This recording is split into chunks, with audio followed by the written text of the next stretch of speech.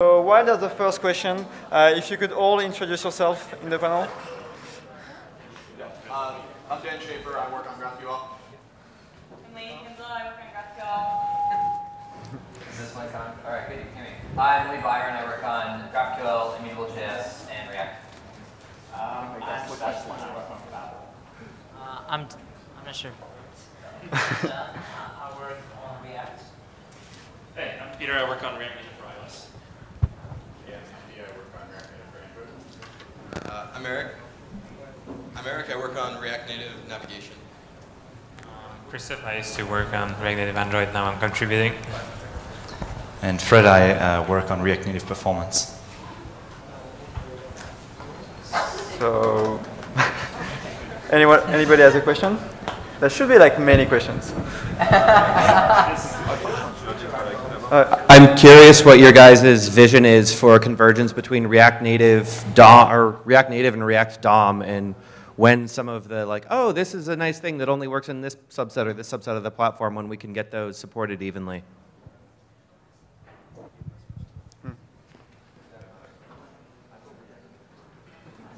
Okay, I can take this one. All right. So the idea of where are you? Oh, okay. So the idea of React Native was like a big experimentation to see like, can we get React working on a native platform, and can we get like it like super fast and like in parity with like performance and like UX as a native platform. And so one thing we tried is like to make all the core components like view, image, text, like Flexbox be polyfill-able on the web. And so like there's people from Twitter and like many other like small projects that are trying to do React Native for web. And so this is something that we want to do like long term, but we don't want to like expand the scope of React Native like too much right now. Like already having like iOS and Android is like a lot of work. And have you seen like you've seen Brent's presentation? Like there's a lot of challenges that are unsolved right now with React Native, and like most of those like are also unsolved like with mobile web. And so we want to focus on like iOS and Android where we have more control. So for example, like Tadeu explained like how to customize the VM to get JavaScript loading time like a lot faster, and a lot of things like this where we can like use native components when we want and when we need to. So this is something in our mind, but like not in the next 6 months or a year. But like all the APIs have been designed so that we could do that in the future if we want to. Hi, I have a question about GraphQL. So GraphQL allows you to replace multiple queries on a client with just one single query that allows you to get just the data you need. But doesn't that just move the problem to the translation layer that you have need to have on the server, where that needs to translate this GraphQL query into multiple queries to your range of the services that you need to query to build that data. So yeah. Yes, and that is what the GraphQL library on the server does. So if you check out GraphQL.js, almost all of what that library is doing is helping you solve that exact problem by letting you break it down into much smaller problems. So you, rather than saying like, wow, I've got this big complicated query, how on earth am I going to fulfill this? Instead, you can think about, how do I just get a user? And that's all I want to think about. Or how do I just get a profile picture for each? That's all I want to think about. And then GraphQL will compose all of that together to make sure that things are done with as much parallelism as possible and with as little overfetching to the backend as possible. And this, by the way, is like the exact same concept that Falcor uses. So with GraphQL, we call them resolver functions. Falcor calls them routes. Exact same concepts of taking something that could be a relatively complicated source of data or a query that then composes down to much smaller problems that can be composed together about how to fetch that data from the backend. What makes me a bit worried is that it sounds very much like object relational mapping technology. I don't know if you're familiar with this. So you have a graph of objects, and the object relational mapper is translated to SQL queries. But in my experience, it often fails to produce good enough queries. So I wonder, how can the GraphQL library guarantee that it's not producing a disaster of a query and whether there are escape hatches that allow you to... So typically we, at Facebook, we don't use like multi-field selection, multi-join SQL queries because they don't scale well at all. And so part of what made Facebook scale to a large audience with very little CPU footprint in the first place, just irregardless of GraphQL, is moving to a more key value type NoSQL kind of format for our data. And that turns out to be much more portable to all the different ways that we want to think about loading data in the first place. And then GraphQL is very well designed for that particular case. So if you're trying to translate a GraphQL query to like one single SQL query with like all your perfect joins in place, I agree. I've seen ORMs do that really bad, and I haven't yet seen a GraphQL library that produces like beautiful SQL queries from an arbitrary GraphQL query. But I have seen them turn a GraphQL query into the minimal number of batched round trips to a NoSQL type backend, like MongoDB or something like that, that ends up being very, very fast. And that's a lot of what Dan talked about yesterday in his talk about how to batch and cache those things effectively. So what you end up with is as few round trips to your backing server as possible with as much parallelism as possible. Okay, thanks. Yeah, if you want to ask a question, please line up over there. Facebook recently released Reason, and it looks kind of just like ES6. What does it mean for React, and what are your hopes and aspirations? Kind of an open question to anyone who wants to answer on the panel. Is Cheng Lu anywhere? I feel like Cheng Lu should answer this question because he's worked on Reason.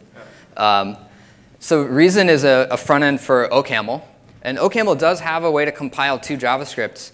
But I don't think there's any immediate plans to like move the React code base into Reason or something like that. However, there are some ideas around taking some of our code analysis tools, like Infer and Flow, and those are OCaml tools in the first place. But we found, and one of the motivations for the Reason project was it's pretty hard to find people that are really great OCaml engineers to contribute to those projects, even though people really want to contribute. You might be using Flow, and you're like, I found a bug, how do I fix it? Step one, learn OCaml, and you're like, whoa, and you're like, all right, well, if we can give you a front end for OCaml that feels more similar to languages that you've used before, then that's kind of a win-win-win. Like it's good for people who are learning OCaml for the first time and want to contribute, but it's also good for the OCaml community because they get more smart engineers in that community.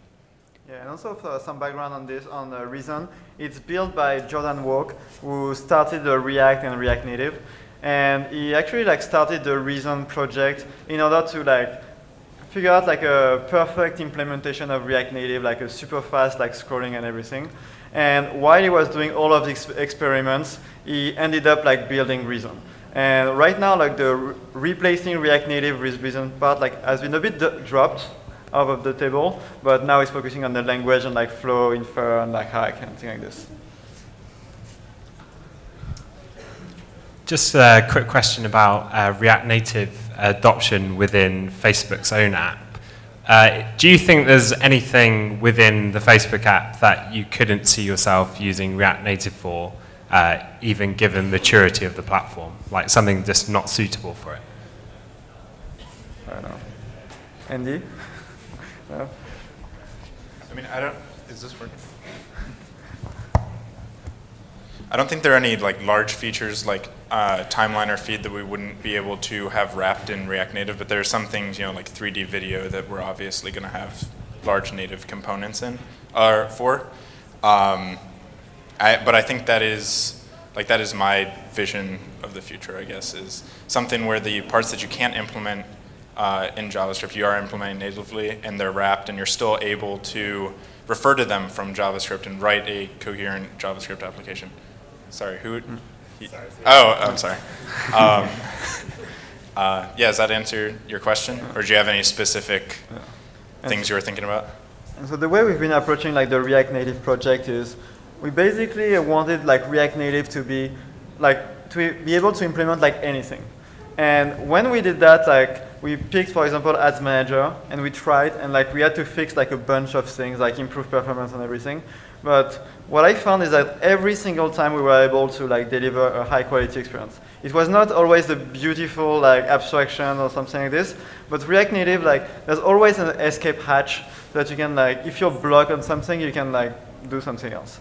And what's interesting is like the more use case we and like Facebook and like Exponent and like more people focus on, the more of these like holes we see in the APIs, and we try to fix them like one at a time.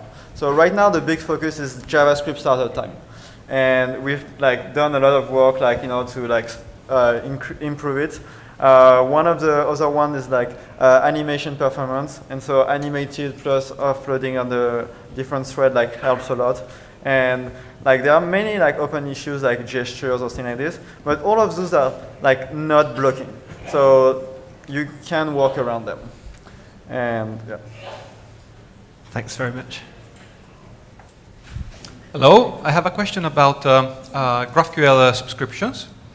And the example was really, really clear, but it's still not clear to me. So basically, you decided to punt on the live modifier on the query, and you decided instead to implement subscriptions where the client would be responsible to subscribe to the relevant events. And in your example, you were talking about liking a post, or maybe you're modifying your name, and all sort of weird cases that would result in the like count to change. So it looks to me that if you were to implement that, you still have to go in your backend and fire that event in every place where things could happen, like one changes the name, so you have to know and fire that like count event thing. So isn't that the same kind of complexity that you would have had to face if you were implemented like the live? So the first example of like sentence was how could we just make this live so that anything that anyone does that changes it will cause an update to come. And that was the thing that we said, this is really hard. There's tons of things that can change it. We're not going to do this. What we did instead is we let developers subscribe to a specific type of action. So for the actual use cases now, they're just subscribing to likes and unlikes on the story. So they're the ones making the decision. If they decide that it's really important that when someone changes their name, that'll change the sentence, they have to explicitly also subscribe to that. Oh, so it's kind of putting, punting on the problem of having this huge data dependency graph and putting the power in the hands of the person building the product to say, these are the actions that I care about, this is what I want to subscribe to, rather than trying to infer it or trigger every single time that it could change. We also found that the infrastructure is just totally different under the hood, right? Like PubSub and reactive backends are just totally different systems. And they have different semantics too. So one of the things that we tried to do is figure out if there was like one way to talk about the GraphQL query, but then you could implement it either way. Like you could implement it with PubSub, or you could implement it with a reactive backend. And we found that there's like square peg round hole problem. Like they're just not the same. And the semantics were different enough that it really led us to this decision to make two separate kinds of queries in GraphQL to deal with live data. Thanks for elaborating. Hello, it's Alexandra from Calibra, and I have the following situation. We are using GraphQL with Real already in production, and the issue I concretely see is that we cannot really test that GraphQL fragments.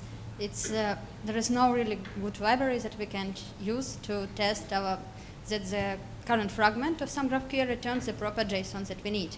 And I wonder, which solutions do you use at Facebook, or do you know some solutions? So testing the fragments, we'll generally do integration tests on fragments, where we'll have a given query and it's like, okay, run this query as an integration test, stub out the databases and with some mock data and make sure they get the response. In terms of unit testing, to be honest, we don't really unit test our GraphQL type definitions, sort of the GraphQL resolvers. And the reason for that is we generally want these resolvers to be really thin. Ideally, if I have a name field on user, the resolve method is literally just user fatter or user.name. And ideally, if that's all configuration, there's nothing really there to test. And then if there is something complex, as soon as it gets to the point where I would want to unit test that, I would want to extract it out of the GraphQL resolve function into something else. The resolve function becomes simple again, and then I would sort of test that in isolation. So at Facebook, we don't really have an easy way of testing. Like, okay, if I were to send this fragment, would I get the response back in a unit testing way? Instead, we'd unit test the underlying pieces and integration test the whole thing. Yeah, so we don't unit test individual fragments. but we heavily unit test the GraphQL library itself on the server, which means if the GraphQL schema says that it will give you a type, and you send a query fragment that's like, I want these fields, it guarantees that it will give you back that type in exactly that shape. And so there's no reason to unit test each individual one, because instead we've unit tested the actual library under the hood that's fulfilling those. And we know for sure that it won't give you something wrong.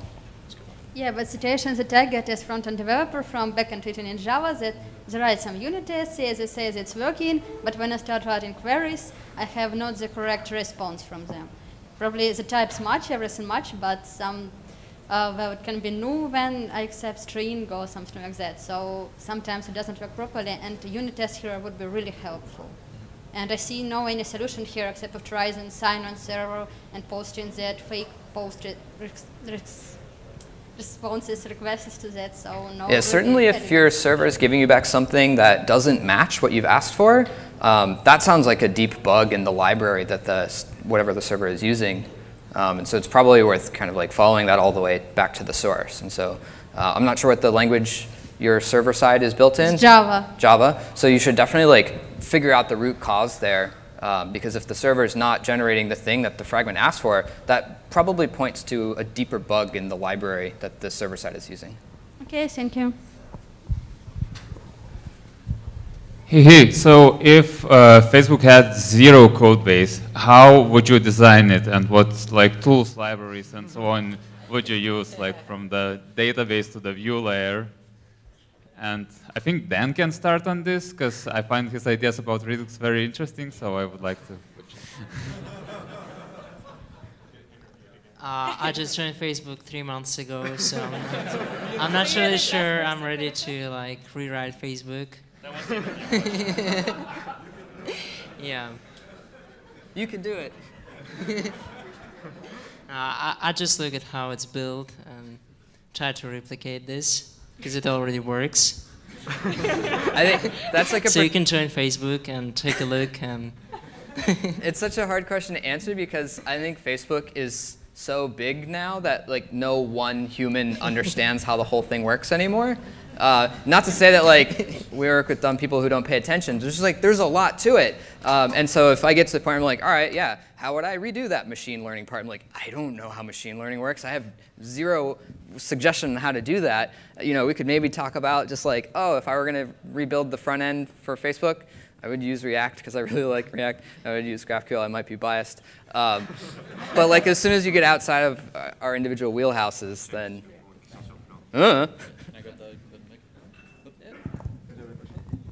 Yeah, I think one interesting aspect is, you know, we've talked a lot about React and about the one-way data flow, and you mentioned the views. You know, I see more and more, you know, in our JavaScript, you know, front end, and then also in our native front ends, we're moving towards that model.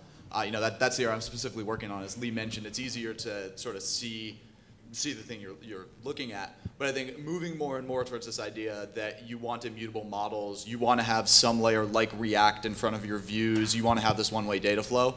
You know, I think that's something that, you know, when we talk about it in the context of Flux or Redux or all these other technologies, almost seems clear, but in our code base, you know, it's a relatively new concept. There's a lot of old code. If I could get rid of all of the two-way binding code and replace it with one-way data flow, like I would do that in a heartbeat.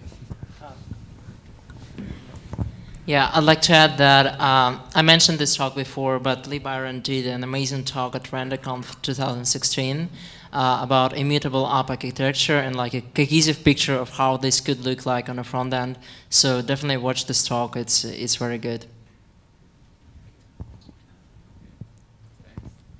Thanks, guys. So we're missing question. This is the last question. I'm pretty sure like everyone has a question about like Redux or Flow or like, no? No? See, come on. Okay. Can you ask the question? Yes, it's a question mostly about GraphQL.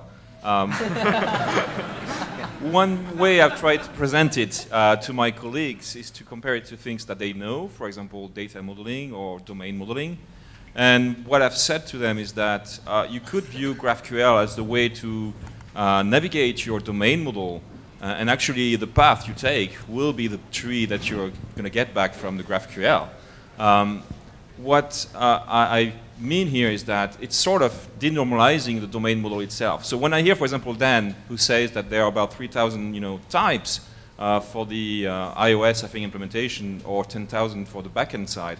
I was just wondering, how much of that would be due to denormalization? If you were actually going to build a real domain model, sort of, how much lower, would be this number? Does it make sense to you? I guess in terms of the domain model, how much less it would be. A domain model being like, what am I actually going to pass to my view? What does it represent? Is that what you're going after? I'm trying to make sure I understand the question. Yes. So you could use the data modeling, that exercise that people were doing for databases, and the way you basically have your GraphQL schema defined is that the way that you navigate your entity relationship diagram, sort of. Yep. But of course, you want to make sure that you are sort of hard-coding the joins instead of allowing, like in SQL, any joins from any points in the schema. You're actually defining one starting point and you defining path in your domain model. So that's what I was alluding to. And because of that, it means that the types you define often represent, there could be a field which represents the same kind of entity in your model, but in multiple places. So it's sort of like not normalized. So the question was more like, does it make sense to you, that way of thinking? And as well, if that, 3,000 as well was due to the fact that it's not completely normalized, which is making sense, of course, because, this is... So the 3,000, I actually, and somewhat scarily, is normalized. There are actually 3,000 different individual concepts in the GraphQL codebase. Now, we're overcounting a little bit there because for all of our connections, we have a friends connection and a friends edge, so we get to double count those.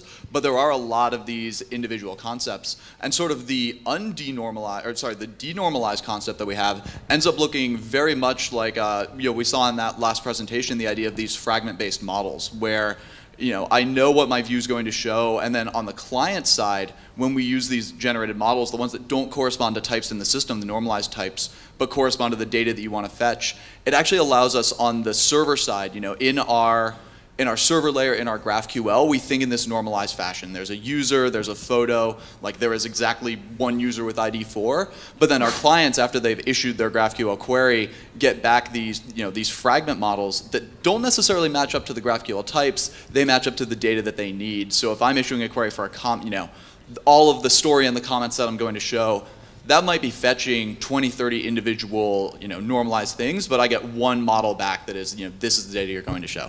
But yeah, to clarify, that 3,000 is that is normalized. So it's the use of, I guess, fragments and interfaces, I suppose, which helps you.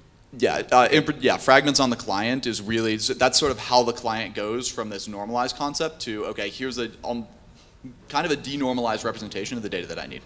Thank you. So we had a question about reason just before, and now Chenglu is here. So can you tell us a bit more about what is reason and what the future of reason is? So who asked the question? Well, yeah, well, I'll just stare at random people. So if you ever work with Elixir, I think this is a nice comparison for the moment. It's a syntax layer right now in front of OCaml, which is a language that is from the ML family. And a little bit of history here. The first version of React was written by Jordan in SML. And he later transcribed that into JavaScript for all the purposes we know. And so OCaml is definitely an interesting language, like SML. And our goal with Reason is to provide a layer of polish on top of this language that we think is extremely theoretically solid in terms of type system performance and whatever you can name. So this is the first step. We open sourced that silently, I would say, 2 weeks ago, but it gathered lots of interest nonetheless. So we're pretty surprised by this. And yes, it is used a little bit now inside Facebook too, through the Infer project, which has completely converted from OCaml to Reason. For those of you who like languages and those of you who like to know how React came to be and where we might be going with all of this, maybe you should check it out. Cool, thank you. Go ahead. Cool. So I'll finally break up the GraphQL questions. So this question is mostly for Dan, but I think anybody could answer this. I'm curious about the future of Redux versus libraries like MobX. I'm wondering whether you could talk about the pros and cons of each. Well, I can't really tell what's going to happen to MobX because that's not my project. I'm really enthusiastic about, a lot of people excited about it, and a lot of people value the simplicity of if you want to push something to an array, you just push something to an array and don't describe this as an update in pure functions. And so many people value this, and I mean, if it works great for your project, by all means, use it. Personally, I'm more interested in the benefits of immutable app architecture. So this is just my personal approach. But if you think about the future of Redux, I think that Redux would need some kind of data fetching solution. So I'm really interested in seeing what Apollo client becomes. In the future, it's developed by Meteor community. It's still pretty early. We had a presentation that mentioned it a couple of times. So I think check out Apollo client and just watch that space. Yeah, and as I said before in my presentation, that Redux is it's a library, but it's also all these contracts and concepts. And I'm hopeful that maybe we would be able to bring this kind of way of describing the state updates with pure functions, that maybe we can bring it back into React and use that as a way to define how components reacts to user input and changes. But this is theoretical. I'm not sure if it's going to happen. Thank you. This is a question about React. Often I would like to have some hooks to customize the internal mechanism inside React, like how components are instantiated or how the state of the component are stored. Will this happen? Is this a path that we'll take in the future? We try not to expose a lot of API surface area for things that are changing all the time. This lets us maneuver more efficiently. For example, Sebastian Mark Boge is working on the new reconciler, which is a completely different algorithm. But because React exposes so little API surface, he's able to work on it, and existing components should work with it. So we're trying not to give you too much control and keep React in control. But one exciting thing that we are working on right now, and that's semi-available, is a DevTool API. It's still not official. I didn't say that you should use it because we're going to break it. It's not part of our Semver contract, and it's unstable. But the idea is that React core now emits certain events when something happens. For example, if the component updates or component mounts or it sets the state. And in the future, we'll transition React DevTools to use these APIs. We have already transitioned React Perf tools to use these APIs. So at least you'll get some kind of, if not control, but introspection into what's happening inside React. And definitely, as we work on incremental reconciler, as we work on figuring out the common contract for the renderers, we might have some kind of public API for renderers in the future. So if you have a renderer, you have full control over what's happening. But right now, we only officially support React DOM and React Native Renderer. And in fact, the code for React Native Renderer was moved into the React repo so that we can iterate on these contracts faster and stabilize them. Thank you. So I think this might be a question for Lee. And so there's been and Dan, you talked about the immutable app architecture, and ES6 makes it a lot easier to write code in a functional style. What do you think would be the most valuable improvements in the language and the standard library for JavaScript to make functional programming easier? And definitely built-in value types for collections. So the fact that the collections that JavaScript gives us are these mutable arrays and mutable JavaScript objects makes it just really challenging to do the kinds of things that we want to do with Redux or with any other form of immutability in the app. And once you have primitives that the language knows about that are immutable, you can start to introduce concepts into the language based on that. So a good example is right now if you want to move some work into a web worker, but that work's going to be relatively expensive. Well, a lot of the times when work is expensive, it's because there's a lot of data going in and a lot of data coming out. But when you move data over to a web worker, you have to serialize all that data over the web worker thread and then deserialize it on the other side. Otherwise, there's no point in having a thread because if two things were mutating it on either side, stuff would, like literally your browser would crash. But if you're dealing with huge amounts of data going in, and that's why it's a CPU-intensive task, the serialization cost of going over the bridge and back again is going to completely destroy any win you would have gotten from having moved to the web worker. But if your data is immutable, and the underlying JavaScript engine knows about that, then you can say, here's my immutable data.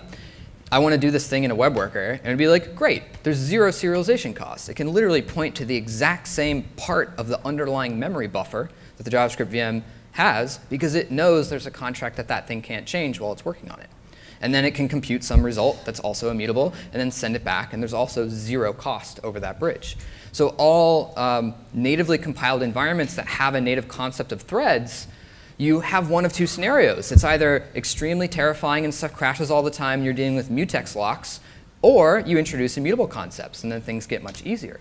And that's part of why in Martin's last presentation of the day, he talked about when you're generating models for these native environments, definitely generate immutable ones.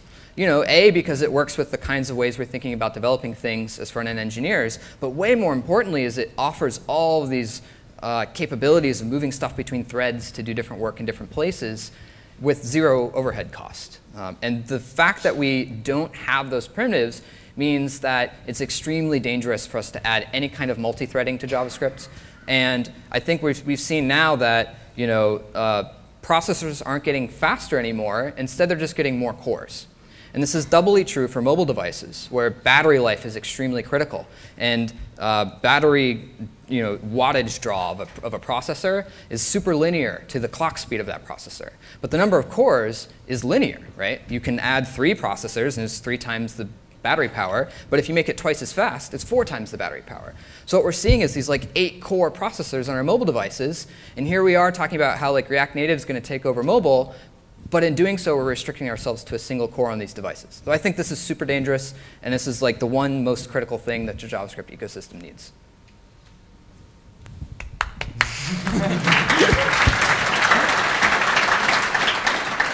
So do you know which, I mean, what's happening in the TC9 at the 39 at the moment as far as things like that are concerned?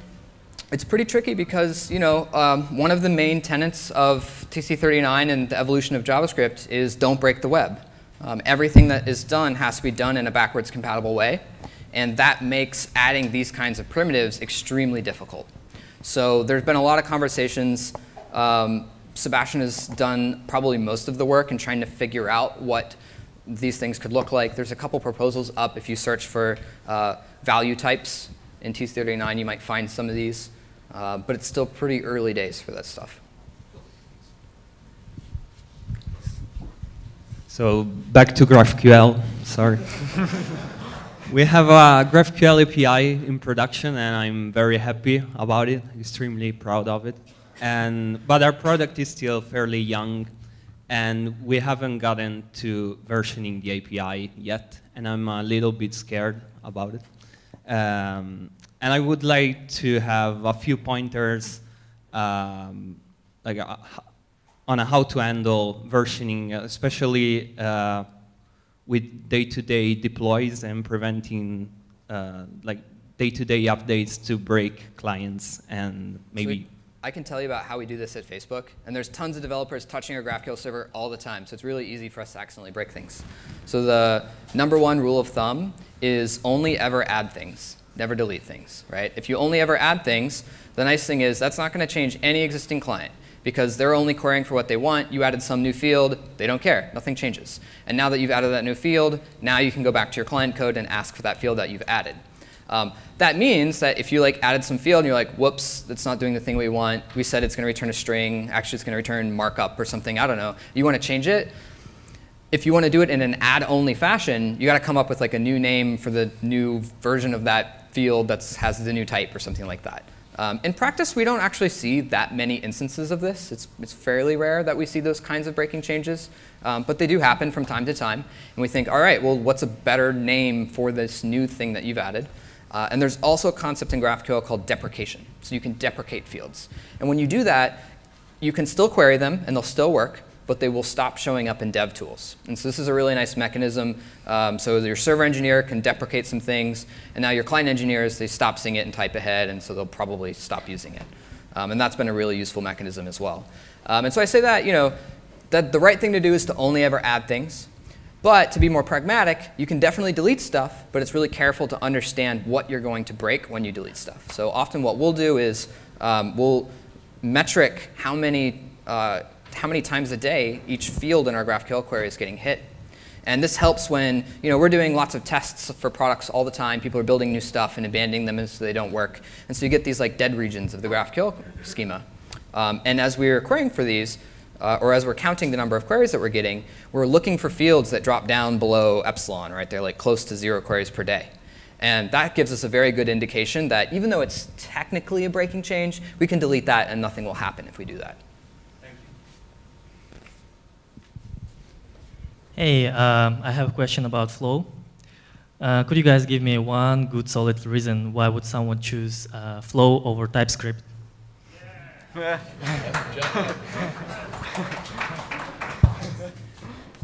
Hi, I'm Jeff. Yeah, so I'll just stand up here. Yeah. You're good. Cool. How's it going, Shanglu? Yeah, so we actually investigated TypeScript and Clojure compiler and a lot of these things when we started building Flow. The thing, there's several reasons. The main issue with those approaches that we wanted to solve with Flow was we wanted to extend the level of code intelligence that we're using beyond just type checking. The other is also we wanted to model our static understanding of code in a really sound way. We wanted to find bugs at a deeper level. So a lot of the design decisions and philosophies are different along those lines. For us, finding bugs is really critical. So I guess if I have to give you one, that's probably the biggest one. Finding the most bugs is really what we're after. I think one of the most important features is from day one, Flow distinguishes between types that will, like a string, that will definitely always give you a string, and then nullable string. It'll give you a string or it'll give you null. And the default is not nullable, and you have to always explicitly say when something is safe to accept null or not. And considering, I think, if I said undefined is not a function, did you like, that's the #1 bug that I always see, and that's almost always because like you got something that was null and then you called something on it, and Flow helps us find all kinds of those bugs. And TypeScript did not start with that concept. They later added it, but you have to like deal with config flags, and if you use a library that has TypeScript definition file, there's a good chance that they didn't type it with nullability in mind. There's one thing that I can take away from this conference. I actually got that question a lot, so I think this is worth typing something up and going into more detail here. It's a pretty good question. Thank you. Yeah. Lee, I think you addressed part of the question that I was going to ask about immutability just recently, but I was wondering if you could expand a little bit more with regards to you make a quite eloquent case on immutability from a performance perspective, especially when you move into like web workers and otherwise.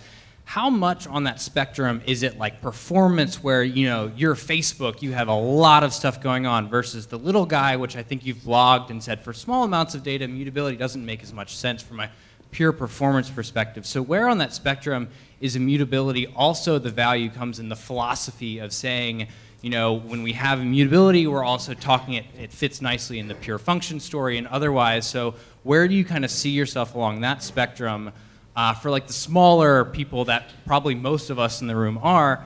And then the second question is kind of the other concept that, especially with Angular 2 and otherwise, that's popping up more and more is like with RxJS, this observable pattern.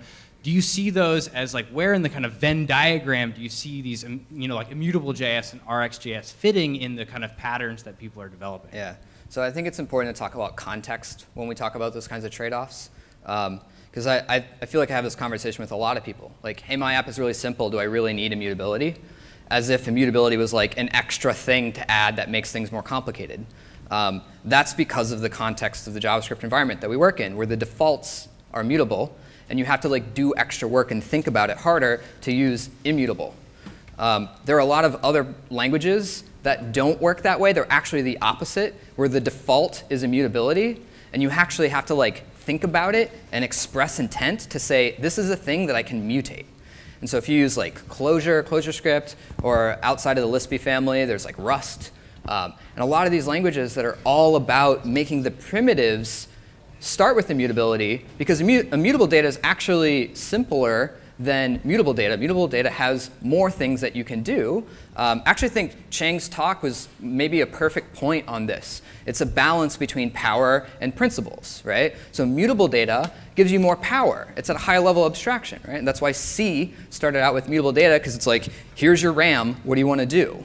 Whereas these more principled languages are like, we're going to hone this down to give you more principles at the expense of that power, because then you can do things like, oh, I can just memoize all over the place, and I can build that into my programming language, and I can make lots of stuff systemically fast.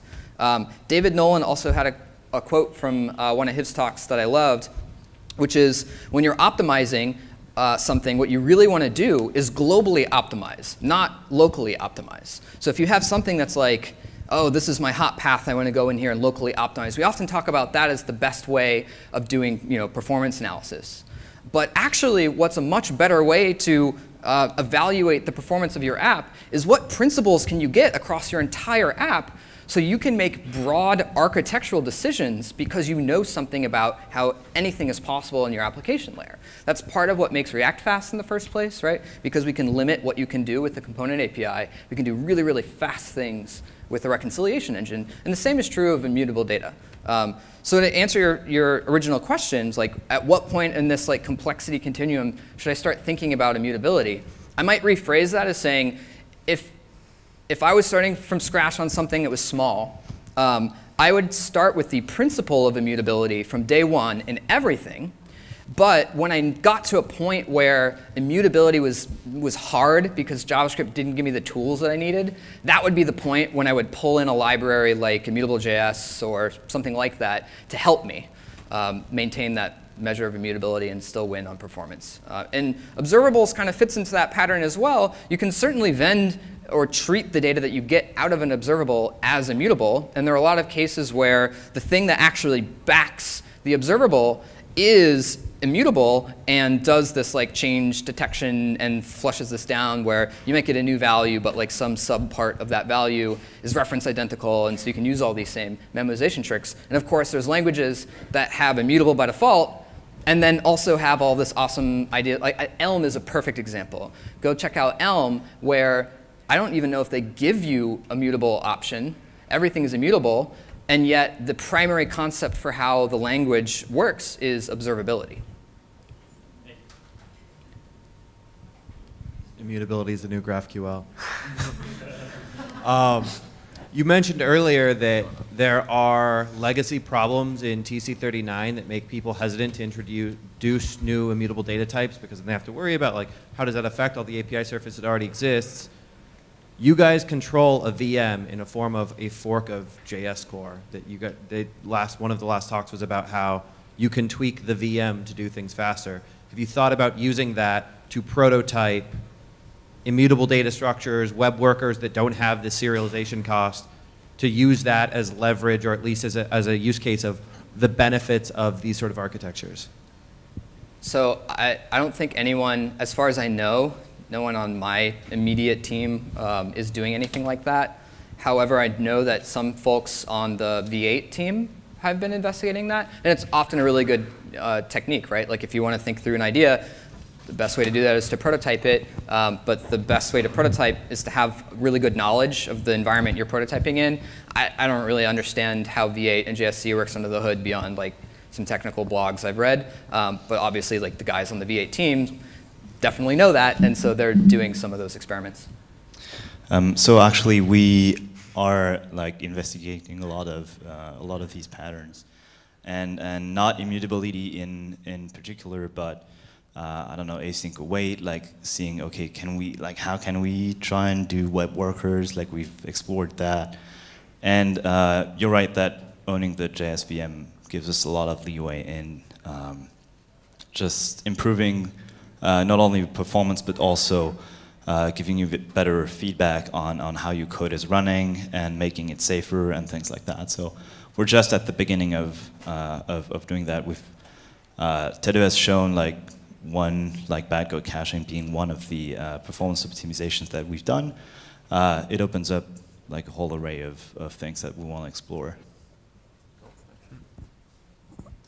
I also just want to add, we sit on TC39 as well, and we work a lot with V8 and SpiderMonkey and Chakra and those guys. So we have a constant conversation with those guys, telling them what we find really useful, and that conversation continues to go pretty well. Hello. Actually, I don't know if this question was covered yesterday because I missed some of the talks, but I'm curious how you guys use Flux today at Facebook, given all the evolution that has happened in the last 1 year and a half. If you use Redux, if you use certain libraries within the Redux ecosystem, because I know that there are a lot of different alternatives, and people wonder a little bit about what best practices are, etc. I wonder, what you use at Facebook. Yeah, our approach has definitely been evolving in bits and pieces.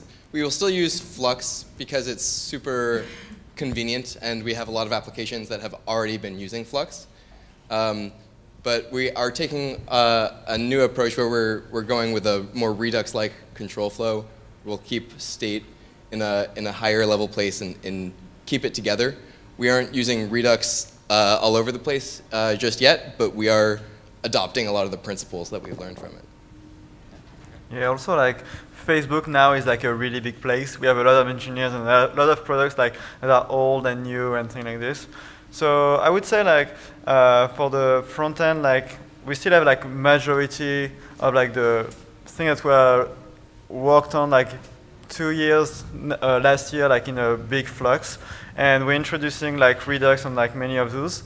And we also use GraphQL on like a lot of places.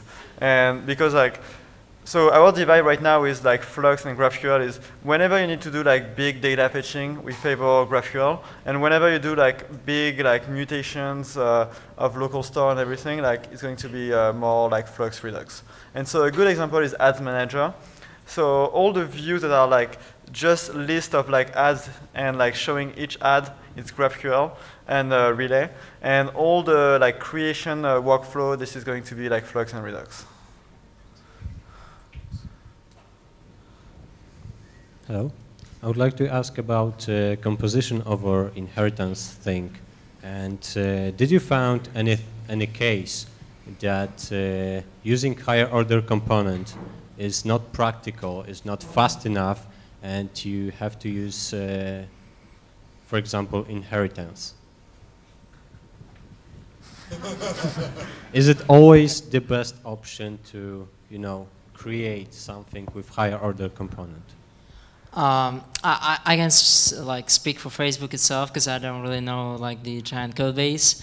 But I can speak for some other projects that I saw like in the ecosystem and what people have been telling me.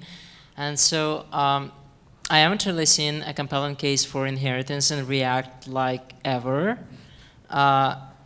Because like sometimes people use inheritance to share common utilities, and in this case you can just extract them as functions. Sometimes they want to use inheritance for data subscriptions, and it's probably not wise to have like 10 high order components stacked on top of each other, but as Andrew Clark's talk showed, that it's possible to like find ways to compose them together without having a giant hierarchy.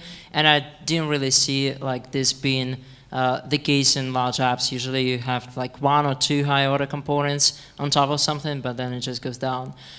So does it answer your question? Yes, so you're saying that always there's a way to use higher order component, and it's a good approach. I would say that like high order components is not a perfect pattern. Like it has its own problems, like graphs, for example. So if you have some kind of imperative API inside a component, because like you need an escape hatch, like you want to focus a text field, and so the only like way to do this in React today is that you have a focus method on your component, and then you want to call it from outside. But if it's wrapped in a higher order component, then you have this problem that the instance that you get from a ref is actually the instance of the higher order component, and it doesn't have this method. And there are like ways to mitigate this. Your higher order component could proxy all the methods on the prototype to the correct instance, but this is kind of shady. So it's not perfect. We might expose an API to have first class, to expose an API for high order components to become transparent so that they can forward refs to the instances inside, but this is still a matter of discussion. But generally, people try to use inheritance because this is how they want to parameterize their rendering function. So they like call super render but wrap it into something. But this is perfectly expressed even without high order components, just by returning an element for the other component. So yeah, don't use inheritance with React, please. Okay, thank you very much. And I have another question about flow and TypeScript. I found interesting question in Ask React EU on Twitter, and there's a question about combining those two type languages. What do you think about that? Yeah, we do actually, we keep in contact with the TypeScript team. The difference between the two type checkers is pretty fundamental at the low level. So the flow graph approach that we take is very different from the approach that they take. And in that sense, that's actually what enables us to do a lot of the deeper analysis that we do. So there's actually semantic differences as well that align with their philosophy, which differs from ours. So where we're like really trying to find all the bugs, they're really trying to sort of create this like editor experience extension. And you know, we have a lot of those features as well, but they will make design choices like, let's see, object property variance is different for them than it is for us. For us, if you pull a property off of an object, we treat that as an invariant because this is hard to go into without a whiteboard. Sorry. Okay. I guess the point is converging the two would be a little premature right now, I think. Right. I see. Thank you very much. At the same time, like all the flow and TypeScript syntax are trying to like have the same syntax like wherever they can, in order like not to diverge. Yeah, that's true. That's actually a good point. When we first came out with Flow, TypeScript already existed, and we basically adopted all their syntax. There's no point in inventing new syntax there. So most of the differences are actually semantic, and that's one of the big concerns. Okay, so we're going to take those two questions, and we'll call it a day. Okay. So you talk about immutability so much, and I was wondering why aren't you using ClojureScript, which has that built in, and it's kind of. It also has Next, which are like really nice tools. There's some teams at Facebook that do use ClojureScript. One of the nice things about Facebook, and I don't know, there's trade-off, is every team is allowed to use whatever tools they see fit to build the thing that they're building, which is great for that team because they have a lot of autonomy to make the decisions that they think are right.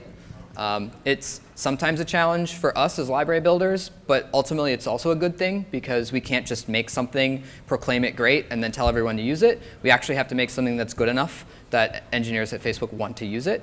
But that also creates some natural diversity. And you know, one of the reasons why you wouldn't use why you wouldn't use ClojureScript is if you already have a very large JavaScript code base with lots of stuff calling each other. And the step that you would need to do is like port everything to ClojureScript. That would be like a massive cost, and it wouldn't be immediately clear when you would start to see value from that. But if you have an isolated piece of the app that doesn't yet have like a legacy code base, and you can make that choice, and your team decides ClojureScript is the right thing, then you're off to the races. And there are teams at Facebook that do use ClojureScript. Yeah, I'd like to add that as I recently joined Facebook, I noticed that in my opinion, there is a ton of value of kind of having, like using the same language. Because what I saw is that the boot campers, the people who just started at Facebook, many of them kind of knew JavaScript but didn't know React. But what I saw is that in the first days, they would get the basics of React and be able to work on real products, fixing bugs and issues. And because in Facebook, we have this like culture of not owning code, in the sense that if you want to fix somebody else's code, you can do the fix and like do your thing. I think it helps that we use the same language all over the place, but maybe a more gradual path where we, like if we could replace JavaScript with something that is kind of like JavaScript but provides better support for immutable patterns, for example, and do this gradually, I think this would be great, but yeah. Are you talking about Flow? Yeah, Flow and Reason, I think they're both great. Yeah, thanks. So I guess it's just a follow-up as well on this, because I was quite excited to hear Lee talk about closure and Closure immutability. And I think one of the things that I learned with closure and Closure is really the value of values and of data as well. So for example, in the last talk where he was trying to not use objects, but try to have, nested objects, it is exactly the kind of problem, he was trying to refer to. If we had value objects, we would have that, facility. I think the language issue could be actually put aside if we had, for example, the platform which will allow us to have those data structures completely reusable across the languages, as if we were having, for example, the persistent data structures of Closure available. And there is this thing actually called WebAssembly right now. I don't know if you guys are involved in it, but there is kind of a wish here for me that maybe we could have that in the WebAssembly side, whether as a library or an extension. But actually, there is an opportunity there, so I just wanted to submit that to you, and if you think it's a good idea as well. It's still early days for that. I think it's really exciting. I'm loving watching WebAssembly kind of figure out the details. There still aren't quite the mechanisms that you would want to do this kind of threading that I think we still really need.